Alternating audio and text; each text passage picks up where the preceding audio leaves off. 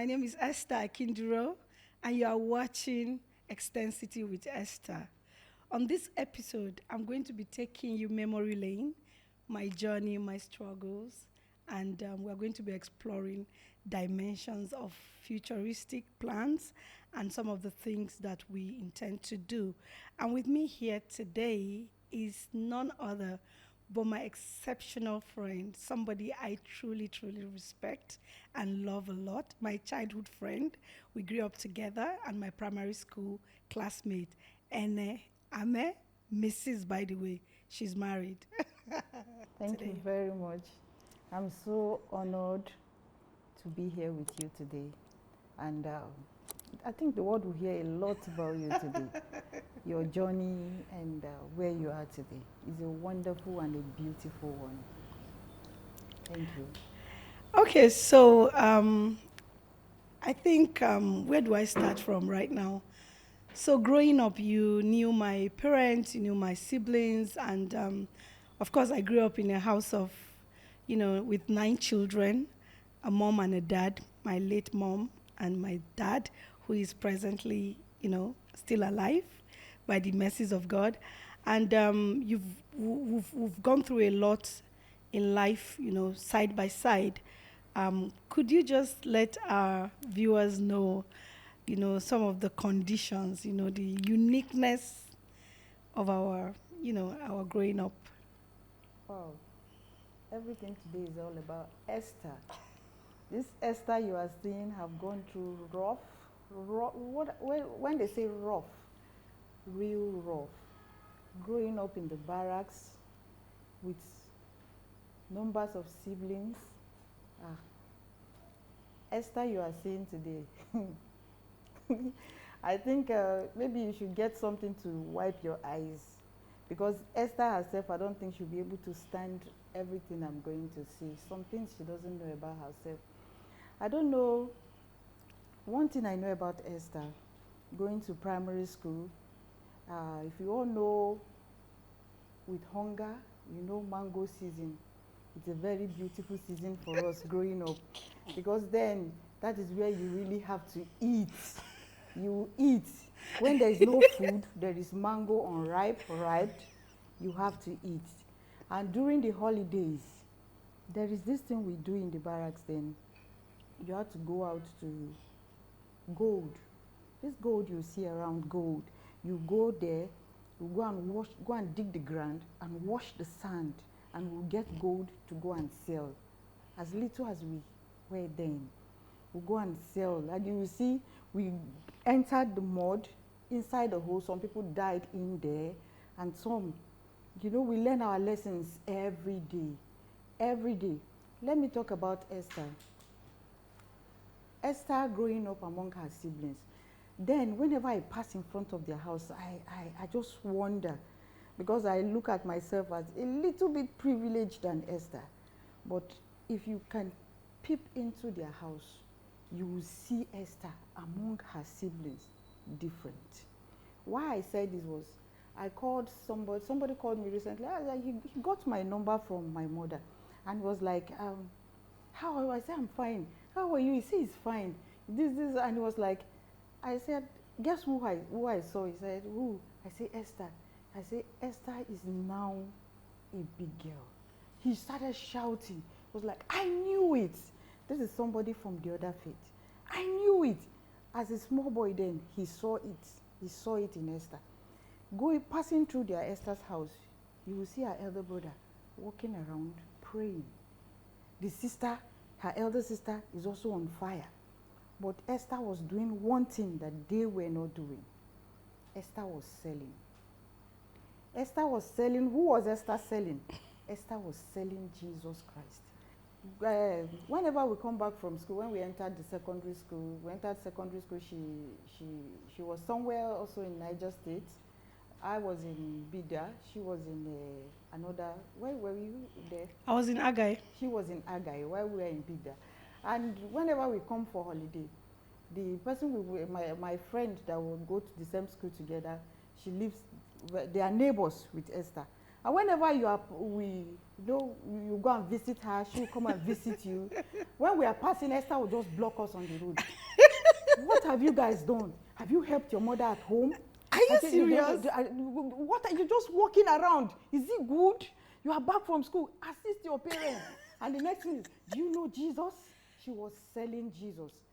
One thing I said was, her siblings were praying. Esther was praying and was selling Jesus.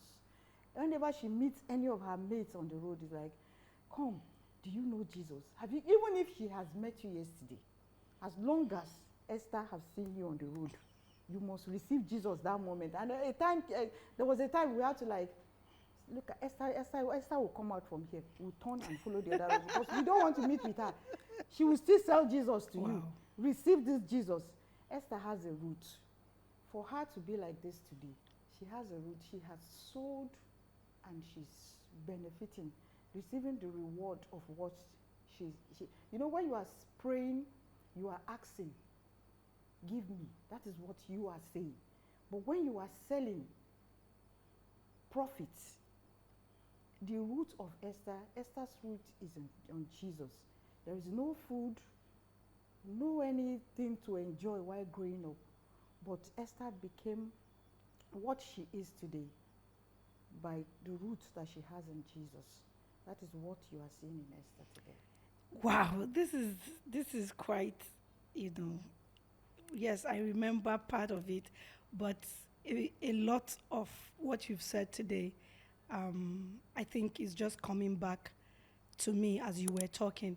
Another thing I know about myself is that I was always having one business or the other to do when I was growing up. Yes. You see, I grew up from a home of 9 children, the fourth in the family, with a father that is a military corporal, lance corporal. As a matter of fact, for a long time, my dad was a lance corporal. I mean, a lot of times people thought, oh, maybe your father is one general and all that, you know. We had friends in the officers' quarters, of course, but we were in the barracks, as in main barracks. And, you know, I remember a lot of times when I do seasonal, and by the way, everything we ate in our house, we were farming it. Yes. Yes, You I didn't have to like go to the I didn't farm. like going to the farm. Yeah. I'm the one who cooks the food and take to the people who are in the farm. So it was like a deal. So I mean, everything that was in season, I sold. I sold, I sold pap.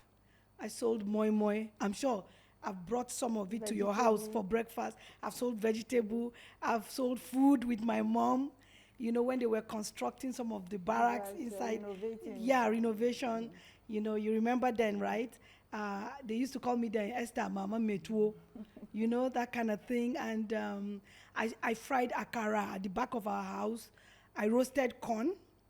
And really, that roasting of corn stood out for me because the sacrifice that went into, you know, doing that specific business is something that I have gleaned on till this very day. Usually, people go to the market to buy their corn that they are going to roast. But I will wake up as early as 4 a.m., walk for like 5 kilometers. You remember from the barracks I'll pass Chanchaga, I will go to the village, the Gwari village, and then we'll wait there for the farmers to come. And then they will meet us in the farm. So, and then we will now order for the corn. They will remove it in our presence, they will harvest it so that we ensure that it is fresh. Then we will carry it on our head because as early as that was, there was no vehicle to help us. So we'll carry it, we'll walk for kilometers. Even if there was vehicle, you cannot afford to pay for that. You can't even pay. You need the profits. Because it will erode your, you are very correct. So we'll walk with that corn on our heads, and then we'll take that corn. And by the way, by the time we get home, by 8 o'clock, you will sweep, you will wash plate, you will cook, you will still do your house chores. Because you went to go and buy corn is not an excuse. It's not an excuse. And then my mom was a teacher, so she goes to school, and before she comes back, I need to have made something for us to eat. And then in the evening, which is when the corn is actually going to be sold, All that preparation early in the morning was to ensure that by evening you have something fresh, you have something that is worth people's money. And I remember that I sold my corn for the most expensive. I mean, people were selling then as low as 2 kobo, 30 kobo, 50 kobo. But my corn was like 2 naira, 1 naira. And people will queue up to buy it. Looking back now, I just, can see that people were actually responding not only to the sacrifice that went into the selling of the corn, but the excellence that ensured that you go through that to ensure that people get what is worth their money. I think that is one of the foundations of the businesses that I run today, because growing up, it was a process for us. So, and I really wanted to go back a bit in primary school. I know that in primary school, I wasn't that person who was used to too much of exchanging of words as much as fighting. I really fought. I know, can you remember any such scenario? It's like if I catch you for road. Everybody in the class will be wondering what is happening. Let's meet on the road. There's an expectation there's going to be a fight today. And Esther is always ready for a fight on the road after school, because you dare not fight close to the school. If they should catch you the next day, either you don't come to school or it's going to be a terrible day for you. No class for you that day. And one thing about Esther, my God, if you see her uniform, the patches. Oh my God, no. Should I call it patches or No, stitches? stitches. Because we couldn't afford it. No, the uniform was something else. Then we used to call her mommy because she's everywhere. Her name at home, the mother calls her mommy, the father calls her mommy, every of her siblings. It took me time to know that her name was Esther, because we are used to mommy. Mommy too find trouble. Kai, no, I want too much.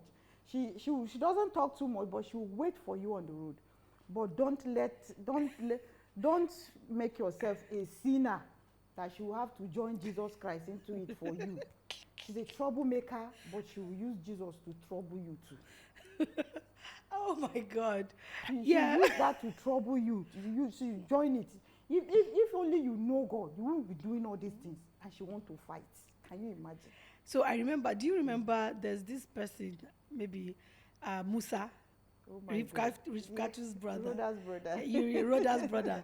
So you remember that there was a time that he was always troubling my siblings, Yes. like my younger sister.